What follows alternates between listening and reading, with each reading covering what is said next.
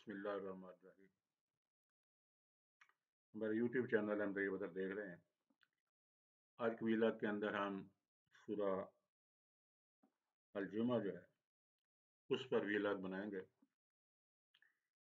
اور اس کی ترجمانی کریں گے، وہی ترجمانی جو سید ابو اعلیٰ مودودی صاحب نے کی ہوئی ہے۔ تو چنانچہ شروع کرتے ہیں۔ بسم اللہ الرحمن الرحیم۔ یسبح للہ ما فی السماوات و ما فی الارض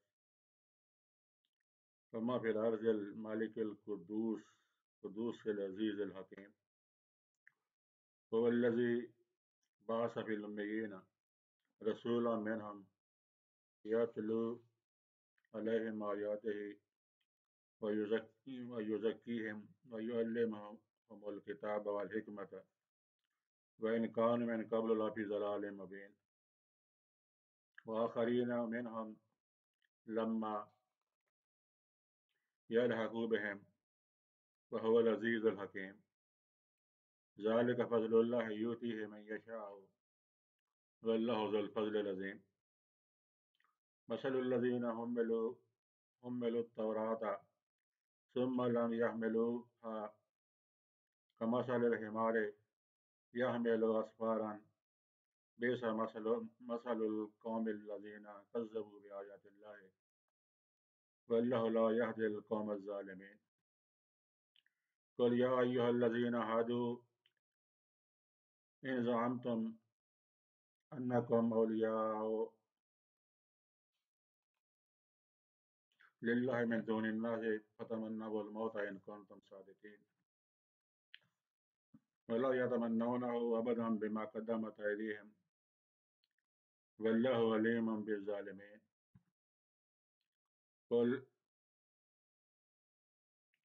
إن الموت الذي تفرون منه فإنه ملاقيكم ثم تردون إلى عالم الغيب والشهادة فينبئكم بما كنتم تعملون يا أيها الذين آمنوا إذا نودي للصلاة من يوم الجمعة فاسعوا إلى ذكر الله وذروا البيع ذلكم خير لكم إن كنتم تعلمون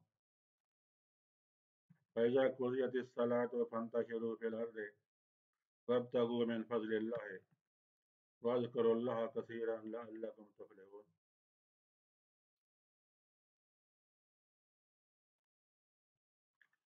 وإذا رأوا تجارة أو لهوا انفضوا إليها وتركوك قائما قل ما عند الله خير من اللهو ومن التجارة والله خير الرازقين وما علينا صدق اللہ العظیم۔ تو ہم اس کی ترجمانی کرتے ہیں۔ ہم میرا یوٹیوب چینل ہم طیب بدر دیکھ رہے ہیں۔ ترجمانی سے پہلے ہم اس کا شان نزول دیکھتے ہیں۔ اس کا نام جو ہے آیت نمبر 9 کے فکر اذا نودی للصلاۃ من یوم الجمعۃ سے ماخوذ ہے۔ اگر اس کے اندر جمعہ کے فضائل بھی بیان کیے گئے ہیں، لیکن اس کے زیادہ تر موضوعین جو ہیں ان کا یہ عنوان نہیں بلکہ صرف علامت کے طور پر اس کا نام رکھا گیا ہے۔ اس کا زمانہ نزول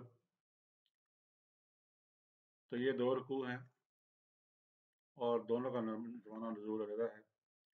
پہلے رکوع کا زمانہ نزول جو ہے 7 ہجری ہے اور غالباً یہ فتح خیبر کے موقع پر یا اس کے بعد قریبی زمانے ہی میں نازل ہوا ہے۔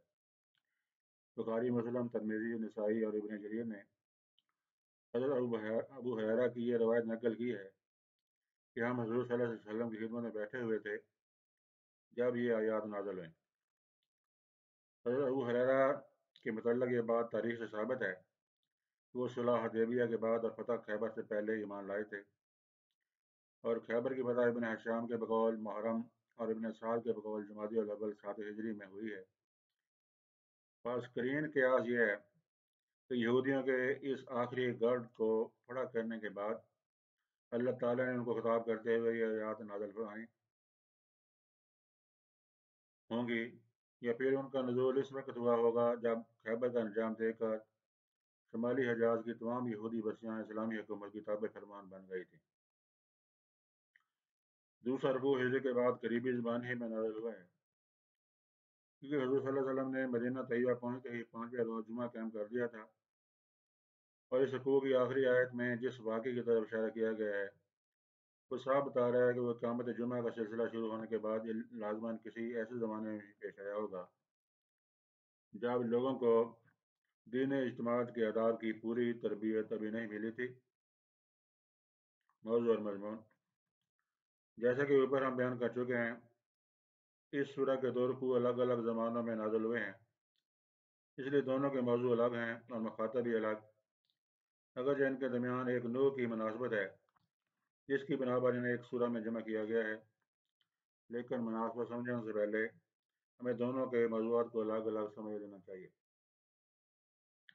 پہلا رکوع اس وقت نازل ہوا جب یہودیوں کی وہ تمام کوششیں ناکام ہو چکی تھیں جو اسلام کی دعوت کا راستہ روکنے کے لیے پچھلے 6 سال کے دوران انہوں نے کی تھیں۔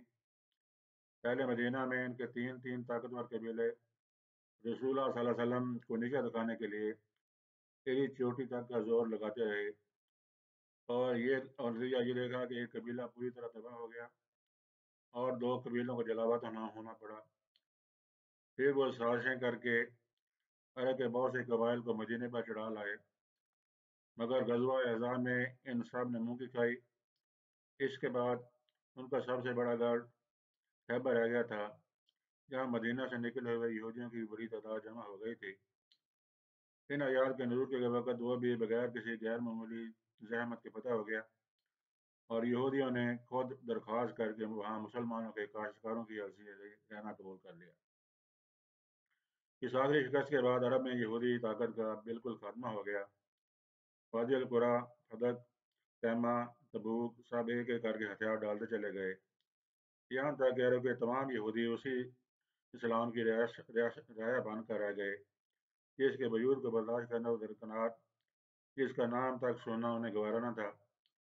یہ موقع تھا جب اللہ تعالیٰ نے اس صورت میں ایک مرتبہ پھر ان کو خطاب فرمایا، اور غالباً یہ آخری خطاب تھا جو قرآن مجید میں ان سے کیا گیا۔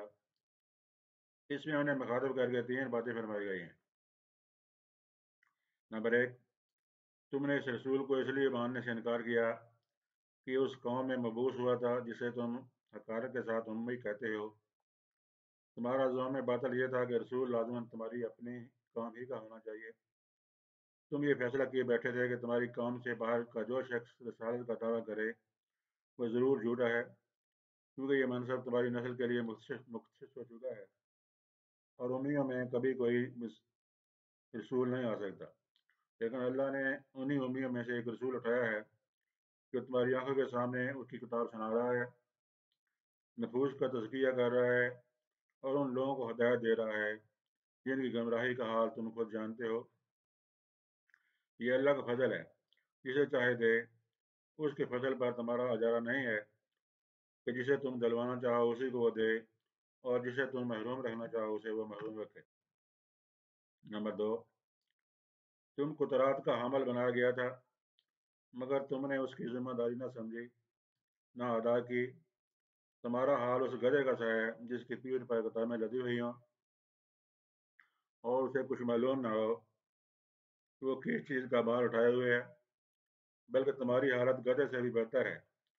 وہ تو سمجھ بوجھ نہیں رکھتا، مگر تم سمجھ بوجھ رکھتے ہو، اور پھر کتاب اللہ کے حامل ہونے کی ذمہ داری سے فرار ہی نہیں کرتے، دانستہ اللہ کے آیات کو جھٹلانے سے بھی باز نہیں رہتے، اور اس پر تمہارا زعم یہ ہے کہ تم اللہ کے چہیتے ہو اور رسالت کی نعمت ہمیشہ کے لیے تمہارے نام لکھ دی گئی ہے۔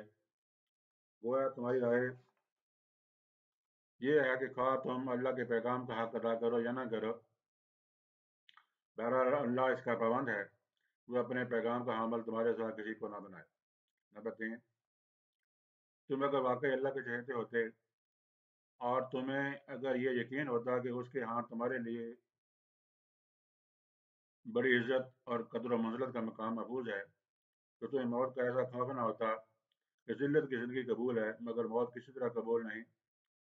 یہی موت کا خوف ہی تو ہے جس کی بدولت پچھلے چند سالوں میں تم شکست پر شکست کھاتے چلے جا رہے ہو۔ تمہاری حالت آپ ہی اس بات کی دلیل ہے کہ اپنے کرتوتوں سے تم خود واقف ہو، اور تمہارا ضمیر خوب جانتا ہے کہ ان کرتوتوں کے ساتھ مرو گے تو اللہ کے یہاں اس سے زیادہ ذلیل و خوار ہو گئے جتنے دنیا میں ہو رہے ہو۔ یہ ہے پہلے رکوع کا مضمون۔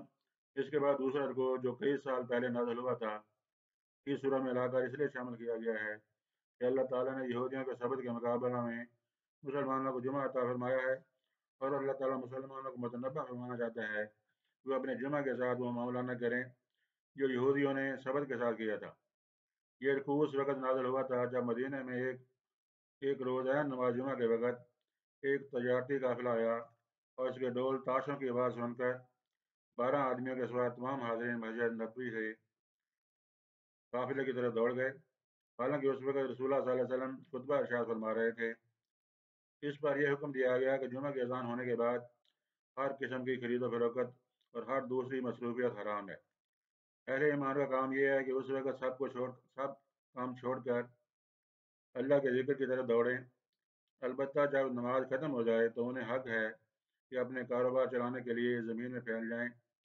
احکام جمعہ کے بارے میں یہ رکوع ایک مستقل صورت بھی بنایا جا سکتا تھا اور کسی دوسری صورت میں بھی شامل کیا جا سکتا تھا، لیکن ایسا کرنے کے بجائے خاص طور پر اسے یہاں ان آیات کے ساتھ ملایا گیا ہے جن میں یہودیوں کو ان کے انجام بد کے اسباب پر متنبع کیا گیا ہے۔ اور اس کی حکمت وہی ہے کہ مسلمانوں کو متنبع کیا جائے کہ یہودیوں نے جس طرح صبر کا ساتھ سلوک کیا ہے وہ جمعہ کے ساتھ سلوک نہ کریں، اور اس کی قدر و منزلت جو ہے اس کو سمجھیں اور اس کے مطابق اپنی زندگی جو ہے اس کو گزاریں۔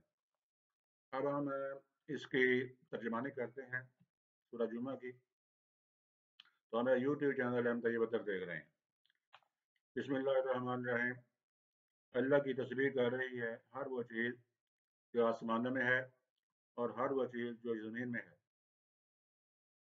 بادشاہ ہے، قدوس ہے، زبردست اور حکیم ہے۔ وہی ہے جس نے امیوں کے اندر ایک رسول قدونی میں سے ہٹایا جو انہیں اس کے آیات سناتا ہے، ان کی زندگی سنوارتا ہے اور ان کو کتاب اور حکمت کی تعلیم دیتا ہے، حالانکہ اس سے پہلے وہ کھلی گمراہی میں پڑے ہوئے تھے۔ اور اس رسول کی بوسط ان دوسرے لوگوں کے لیے بھی ہے جو ابھی ان سے نہیں ملے ہیں۔ اللہ زبردست اور حکیم ہے، یہ اس کا فضل ہے، جسے چاہتا ہے دیتا ہے، اور وہ بڑا فضل فرمانے والا ہے۔ جن لوگوں کو تورات کا حامل بنایا گیا تھا مگر انہوں نے اس کا بار نہ اٹھایا، ان کی مثال اس گدھے کی سی ہے جس پر کتابیں لدی ہوئی ہوں۔ اس سے بھی زیادہ بری مثال ہے ان لوگوں کی جنہوں نے اللہ کی آیات کو جھٹلا دیا ہے۔ ایسے ظالموں کو اللہ ہدایت نہیں دیا کرتا۔ ان سے کہو، اے لوگوں جو یہودی بن گئے ہو، اگر تمہیں یہ گھمنڈ ہے کہ باقی سب لوگوں کو چھوڑ کر بس تم ہی اللہ کے چہیتے ہو تو موت کی تمنا کرو۔ اگر تم اپنے زعم میں سچے ہو، لیکن یہ ہرگز اس کی تمنا نہ کریں گے اپنے کرتوتوں کی وجہ سے جو یہ کر چکے ہیں، اور اللہ ان ظالموں کو خوب جانتا ہے۔ ان سے کہو، جس موت سے تم بھاگتے ہو وہ تو تمہیں آتا رہے گی،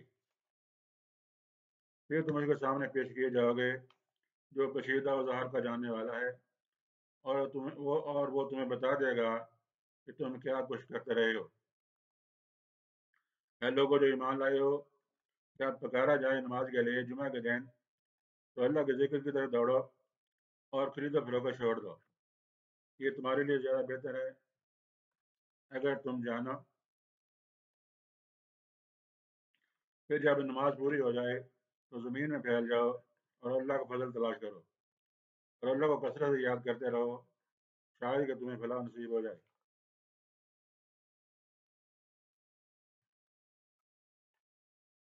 اور جب انہوں نے تجارت اور کھیل تمہارے ہوتے دیکھا تو اس کی طرف لپٹ گئے اور تمہیں کھڑا چھوڑ دیا۔ ان سے کہو، جو کچھ اللہ کے پاس ہے وہ کھیل تماشے اور تجارت سے بہتر ہے، اور اللہ سب سے بہتر رزق دینے والا ہے۔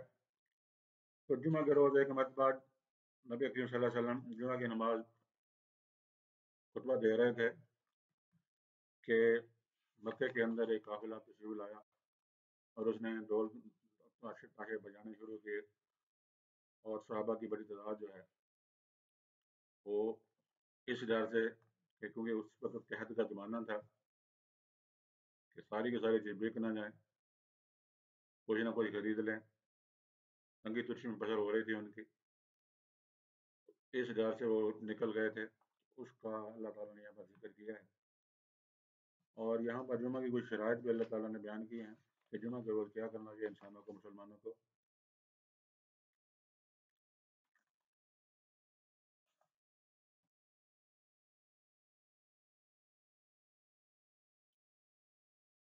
تو یہاں پر اس کی کچھ تفصیل دی ہوئی ہے۔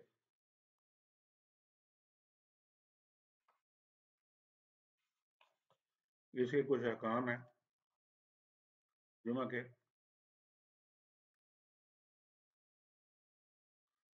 اس میں یہ ہے کہ یہ جمعہ کی نماز جو فرض نماز ہے، اس کے کچھ احکامات ہیں جو یہاں پر ارشاد کیے گئے ہیں۔ روایت ہے کہ حضور صلی اللہ علیہ وسلم کا ارشاد، حضرت عبداللہ بن ابی اوفا کی روایت ہے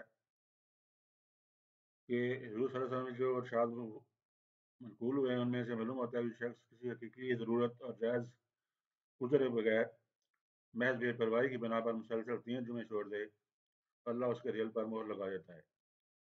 بلکہ ایک روایت میں تو یہ الفاظ ہیں کہ اللہ تعالیٰ اس کے دل کو منافق کا دل بنا دیتا ہے۔ مسند احمد، داؤد، نسائی، ترمذی، ابن ماجہ، دارمی، حاکم، ابن حبان، بزار، طبرانی فی الکبیر۔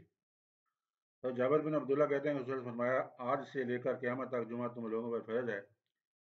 جو شخص ایک معمولی چیز سمجھ کر یا اس کا حق نہ مان کر اسے چھوڑ دے، خدا اس کا حال درست نہ کرے، نہ اسے برکت دے، خوب سن رکھو، اس کی نماز نماز نہیں، اس کی زکوٰۃ زکوٰۃ نہیں، اس کا حج حج نہیں، اس کا روزہ روزہ نہیں، اس کی کوئی نیکی نیکی نہیں، جب تک کہ وہ توبہ نہ کرے۔ پھر جو توبہ کر لے اللہ اسے معاف فرمانے والا ہے۔ ابن ماجہ، بزار۔ اسی قریب المانی ایک روایت طبرانی نے اوس میں ابن عمر سے نقل کی ہے۔ علاوہ بنی بکثرت روایات ہیں جن میں حضور صلی اللہ علیہ وسلم نے جمعہ کو بالحاظ دیگر فرض اور حق واجب قرار دیا ہے۔ حضرت عبداللہ بن عمر بن عاص کی روایت ہے کہ حضور صلی اللہ علیہ وسلم نے فرمایا، جمعہ ہر اس شخص پر فرض ہے جو اس کی اذان سنے۔ دار قطنی، ابو داؤد، جابر بن عبداللہ اور ابو سعید خدری کہتے ہیں کہ آپ صلی اللہ علیہ وسلم نے فرمایا، جان لو کہ اللہ نے تم پر نماز جمعہ فرض کی ہے، البتہ آپ نے عورت، بچے، غلام، مریض اور مسافر کو اس فرضیے سے مستثنیٰ قرار دیا ہے۔ تو حفصہ کی روایت ہے کہ رسول نے فرمایا، جمعہ کے لیے نکلنا ہر بالغ پر واجب ہے، نسائی۔ تو طارق بن شہاب کی روایت میں آپ صلی اللہ علیہ وسلم کا ارشاد یہ ہے کہ جمعہ ہر مسلمان پر جماعت کے ساتھ پڑھنا واجب ہے، سوائے غلام، عورت، بچے اور مریض کے۔ ابو داؤد، حاکم۔ حضرت جابر بن عبداللہ کی روایت میں آپ کے الفاظ یہ ہیں، جو شخص اللہ اور روز آخرت پر ایمان رکھتا ہو اس پر جمعہ فرض ہے، اللہ یہ کہ عورت ہو یا مسافر ہو یا غلام ہو یا مریض ہو۔ دارالقطنی، بحیقی۔ قرآن و حدیث کی انہی تصریحات کی وجہ سے جمعہ کی نماز فرض جو ہے اس پر پوری امت کا اجماع ہے۔ وما علینا الا البلاغ۔